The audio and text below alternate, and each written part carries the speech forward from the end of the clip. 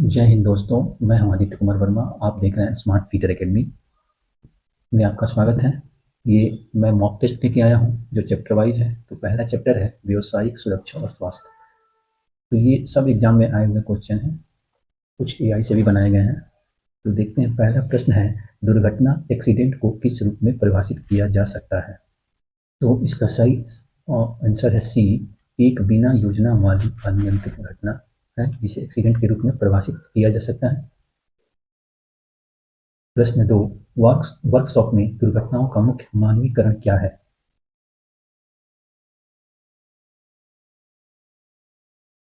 B, इसका answer B है, लापरवाही और अत्यधिक आत्मविश्वास वर्कशॉप में मानवीय दुर्घटना के अंतर्गत आता है। प्रश्न 3, व्यक्तिगत सुरक्षा पर्सनल सेफ्टी के लिए वर्कशॉप में कैसी ड्रेस पहननी चाहिए। इसका ऑप्शन है बी, चुस्त फिटिंग वाले आरामदायक ड्रेस। प्रश्न 4, हैंड टूल के साथ सुरक्षा के संबंध में कौन सा कथन सही है। इसका ऑप्शन सी है, हैमर का हेड हैंडल में अच्छी तरह से फिट होना चाहिए। प्रश्न 5, मशीन पे कार्य करते समय सुरक्षा का कौन सा नियम अनिवार्य है। तो इसका आंसर सही है बी, चलते हुए टूल या जॉब को हाथ से रोकने की कोशिश न करें। प्रश्न 5, मशरूम हेड वाले टूल का उपयोग क्यों खतरनाक है। ऑप्शन बी, इसके चिप्स चिटक कर पास खड़े व्यक्ति को लग सकते हैं। प्रश्न 7, ग्राइंडिंग व्हील को फिट करने से पहले क्या चेक करना चाहिए। Option C, wheel cracks. प्रश्न 8, वर्कशॉप के फर्श को इससे मुक्त रखना चाहिए ताकि फिसलन न हो।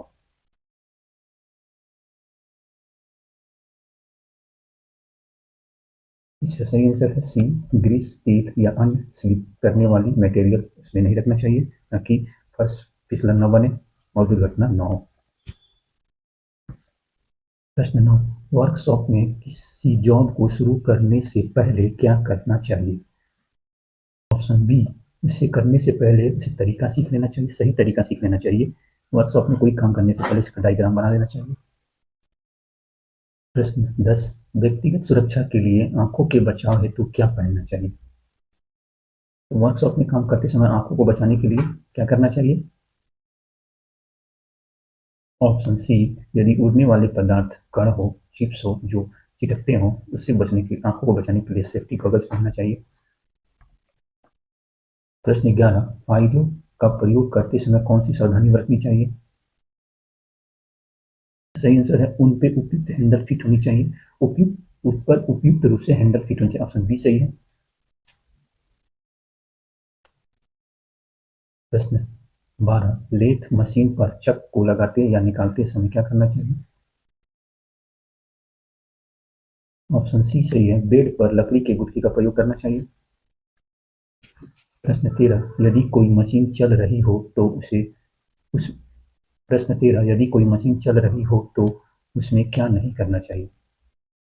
मशीन जब चल रही हो तो उसमें एडवांस रिपेयरिंग नहीं करना चाहिए, एडजस्ट वगैरह वगैरह चीजें, अनवांटेड चीजें नहीं करना चाहिए। आंसर सी, आंसर बी सही है। प्रश्न 14, किसी चोट या घाव के लगने पर तुरंत क्या करना चाहिए।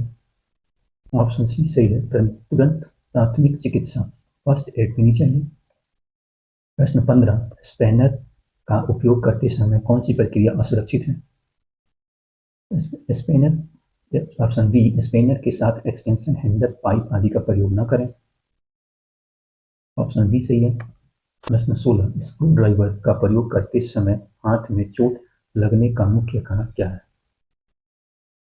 बी, स्क्रू को कसते समय जॉब को हाथ से पकड़ना। प्रश्न 17, वर्कशॉप में अनुमोदित लुब्रिकेंट अप्रूव लुब्रिकेंट का उपयोग क्यों जरूरी है। ऑप्शन सी सही है, इसका मशीन की सुरक्षा और सुचारू कार्यप्रणाली के लिए लुब्रिकेंट का प्रयोग किया जाता है। प्रश्न 18, व्यक्तिगत सुरक्षा के अंतर्गत चश्मा कब पहनना चाहिए।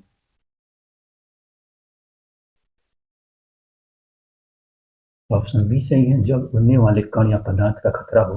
वर्कशॉप में काम करते समय चिप्स कटनी और छिलनी जब उड़ते हैं तो वो आंखों में लग सकते हैं, इसलिए आंख को बचाने के लिए सेफ्टी गॉगल्स का प्रयोग करना चाहिए। ऑप्शन बी सही है।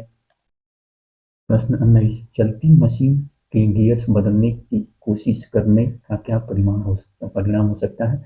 इससे गंभीर दुर्घटना हो सकती है। चलती मशीन का गियर नहीं बदलना चाहिए। चलती मशीन पे कोई और अनवांटेड चीजें नहीं करनी चाहिए। प्रश्न 20, मशीन से चिप्स साफ करने का सही तरीका क्या है? सी, ब्रश का प्रयोग करना चाहिए। छीलन चिप्स को कभी भी हाथ से नहीं साफ करना चाहिए, दस्ताने का प्रयोग करना चाहिए और ब्रश का प्रयोग करना चाहिए। प्रश्न 21, ड्रिलिंग मशीन शुरू करने से पहले सबसे महत्वपूर्ण सुरक्षा कदम क्या है?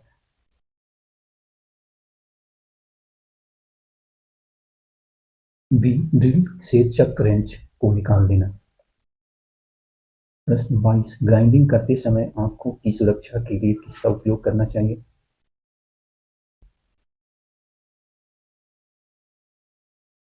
ऑप्शन सी सही है, चश्मे या फेस शील्ड का प्रयोग करना चाहिए। प्रश्न 23, लेथ मशीन पर कार्य करते समय चक की और चक में लगा छोड़ने से क्या हो सकता है? तो ऑप्शन इसका बी है, मशीन शुरू होने पर की उड़कर चोट लगा सकती है। प्रश्न 24, भारी भार हैवी लोड उठाने का सही तरीका क्या है? इसका सही तरह से टांगों को सीधा रखते हुए और सामने की ओर देखते हुए उठाना चाहिए। प्रश्न 25, बिजली के उपकरण पर कार्य करते समय क्या पहनना चाहिए? इसका ऑप्शन सी है, शॉक प्रूफ जूते और दस्ताने। प्रश्न 26, अग्नि त्रिकोण फायर ट्रायंगल के 3 मुख्य तत्व क्या है? ये बहुत बढ़िया क्वेश्चन है, बहुत बार एग्जाम में आया है। तो ताप, ईंधन, ऑक्सीजन होता है। तो ताप ईंधन, ये आंसर बी है। ऑक्सीजन, ईंधन और ताप, ये तीनों जब मिलते हैं तो आग उत्पन्न होता है। तो इस पे जब भी ऑक्सीजन और ईंधन और ताप घर्षण हो, हीट हो, तो उसमें आग लगने की संभावना होती है या आग लगती है। प्रश्न 27, सेपर मशीन पर कार्य करते समय किस दिशा में खड़ा होना सबसे सुरक्षित है? प्रश्न 27, सेपर मशीन पर काम करते समय किस दिशा में खड़ा होना सबसे सुरक्षित है? तो इसका सही आंसर क्या है? कमेंट के माध्यम से बता सकते हैं आप लोग। इसका सही आंसर सी है, मशीन के स्ट्रोक की दिशा के समानांतर। सी ऑप्शन सही है। भारी भार को जमीन से उठाते समय शरीर की क्या स्थिति होनी चाहिए? पीठ सीधी और घुटने मुड़े हो, सेमी स्क्वाटिंग पोजीशन। प्रश्न 29, बिजली के तार के संबंध में क्या वर्जित है? बी, उन्हें रस्सी की तरह खींचना, क्योंकि उसमें इंसुलेटर टूट सकता है। प्रश्न 30, आग लगने के लिए ईंधन ऑक्सीजन के अलावा तीसरा तत्व क्या है? तो ताप। प्रश्न 2, कार्यशाला में हैंड टूल के साथ सुरक्षा का कौन सा नियम सही है? प्रश्न 2, कार्यशाला में हैंड टूल के साथ सुरक्षा का कौन सा नियम सही है? ऑप्शन सी, हैमर का हैंडल अच्छी तरह से फिट होना चाहिए। प्रश्न 3, पेस्टल ग्राइंडर में टूल रेस्ट और व्हील के बीच अधिकतम दूरी कितनी होनी चाहिए? Option B, 3 mm। प्रश्न 20 है, धुआं संसूचक स्मोक डिटेक्टर में किस विवरण स्रोत का प्रयोग किया जाना चाहिए? इसका सही ऑप्शन है अमेरिशियन 241 अल्फा कण। Option C. प्रश्न 21, प्रकार सी क्लास सी की आग बुझाने के लिए सबसे सुरक्षित अग्निशामक का प्रयोग है? Option carbon dioxide, CO2, हेलॉन। प्रश्न 22, प्राथमिक चिकित्सा में ABC के अंतर्गत ए का क्या अर्थ है? तो इसका ऑप्शन सही होगा बी, मेरे ख्याल से बी ही सही, और सॉरी बी, हाँ ये भी मैं पहले ही बताया था। सुनिश्चित करना, एयरवे सुनिश्चित करना कि घायल व्यक्ति का वायु मार्ग खुला हो। प्रश्न 23, प्राथमिक चिकित्सा किट में बांधने वाली पट्टी बैंडेज मानक आकार क्या होना चाहिए? ऑप्शन ए है 25 mm और 50 mm की पट्टी। किट में 25 mm और 50 mm चौड़ी टेप और पट्टियां होनी चाहिए। प्रश्न 24 कट्स और एब्रेशन से बचाने के लिए क्या पहनना चाहिए? इसमें ऑप्शन बी सही है, चमड़े के दस्ताने लेदर ग्लोव्स। प्रश्न 25 बिजली से जलने इलेक्ट्रिक बल्ब पर घायल व्यक्ति को सहायता देने से पहले क्या सुनिश्चित कर लेना चाहिए? बी जब तक सांस न आए सहायता देना जारी रखें। प्रश्न 26 वर्कशॉप में फर्श पर गिरे तेल या ग्रीस को तुरंत क्यों साफ करना चाहिए? इसका ऑप्शन है बी फिसलन, फर्श पे फिसलन से मुक्त रखने के लिए। सुरक्षा नियमों में सुरक्षा चिन्ह के बारे में अवश्य पढ़ें, इसके बारे में जितनी जितनी हो सके ज़्यादा जानकारी इकट्ठा करें, ये एग्जाम में आते हैं और ये क्वेश्चन ऐसे घुमा के पूछता है जिससे आदमी फंस सकता है, तो थोड़ा ध्यान से पढ़ें। ये पीले बैकग्राउंड और काला बॉर्डर, पीला बैकग्राउंड और काला बॉर्डर किसका प्रतीक होता है? तो ये सी है, वार्निंग साइन, पीला बैक। प्रश्न प्राथमिक चिकित्सा में नब्ज पल्स न चलने पर क्या करने की सलाह दी जाती है?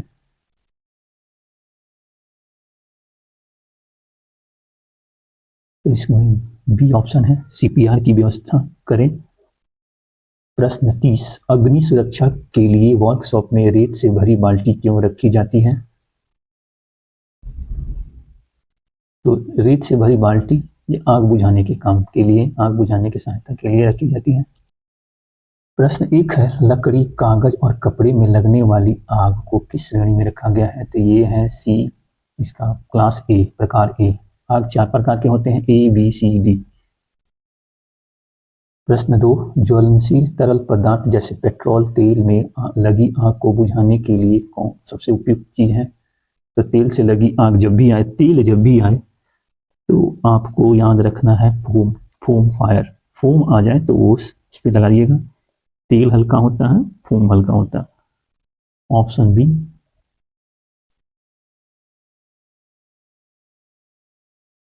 बिजली के उपकरण से लगी आग पर किसका प्रयोग नहीं करना चाहिए? तो पानी का प्रयोग नहीं करना चाहिए। ऑप्शन डी सही है, पानी। प्रश्न 4 प्राथमिक चिकित्सा फर्स्ट एड में एबीसी में ए का ए तो आपको याद ही होगा, एयरवे वायु मार्ग सुनिश्चित करना, ये बताया ही गया है।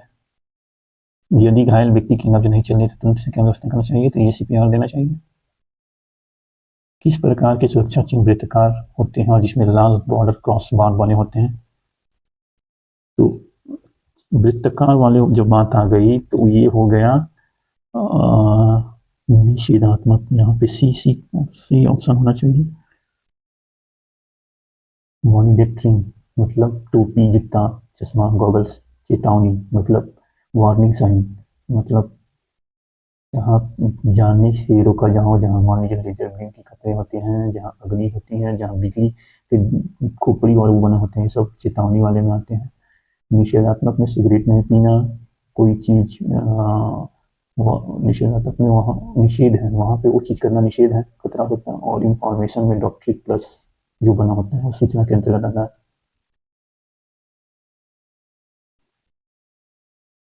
प्रश्न 5 प्रकार बी, क्लास बी की आग बुझाने के लिए किस अग्निशामक का प्रयोग किया जाता है?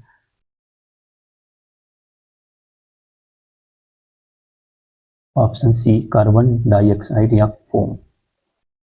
प्रश्न 6 बिजली उपकरण में लगी आग बुझाने के लिए किस गैस अग्निशामक का प्रयोग किया जाता है?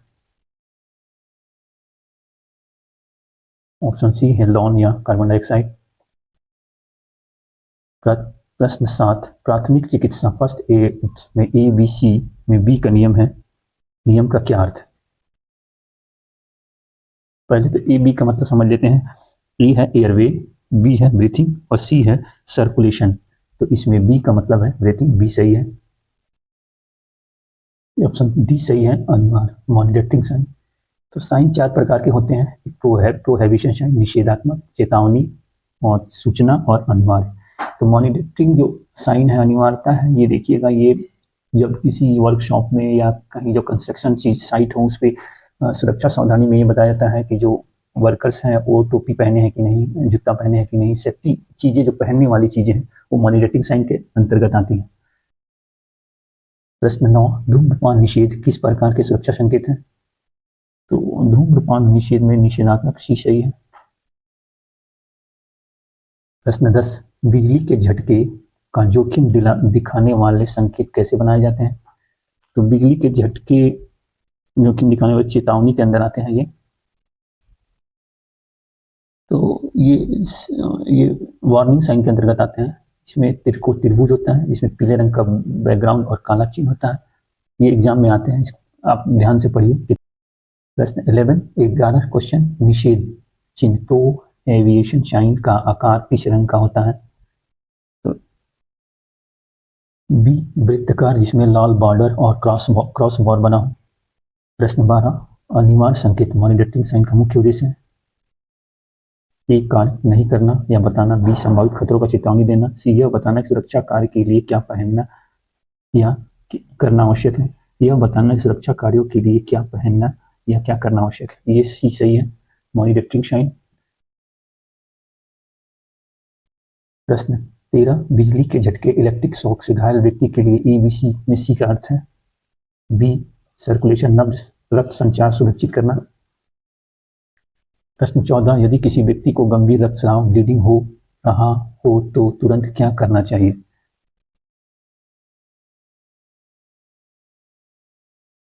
बी घाव को तुरंत दबा के रोकना चाहिए, खून का रिसाव को रोकना चाहिए, उसे घाव को दबा के रखना चाहिए। प्रश्न 16, प्राथमिक चिकित्सा किट में कैलामाइन लोशन का उपयोग किया जाता है, उपयोग किसके लिए किया जाता है? बी यह धूप की जलन कीड़ी के काटने के उपचार के लिए किया जाता है। प्रश्न 17, अग्नि बुझाने के स्मोल्डरिंग विधि में क्या क्रिया की जाती है? तो इसमें ऑक्सीजन की आपूर्ति को रोककर हवा से संपर्क काटना ये किया जाता है, जिससे आग बुझ सकती है। प्रश्न 18, वर्कशॉप में गैंगवेज और रास्ते को कैसे रखना चाहिए?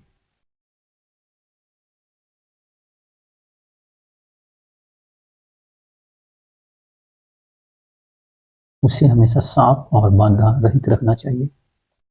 आंखों की सुरक्षा, प्रश्न 7, आंखों की सुरक्षा पहने वियर आई प्रोटेक्शन किस प्रकार की सुरक्षा? तो ये मॉनिटरिंग सी में आता है। चेतावनी, प्रश्न 8, वार्निंग साइन का आकार और रंग कैसा होता है? तो वार्निंग साइन होता है त्रिकोणमितीय, वार्निंग मतलब त्रिभुज, पीले बैकग्राउंड और काला बॉर्डर, काले रंग का चिन्ह, पीले बैकग्राउंड।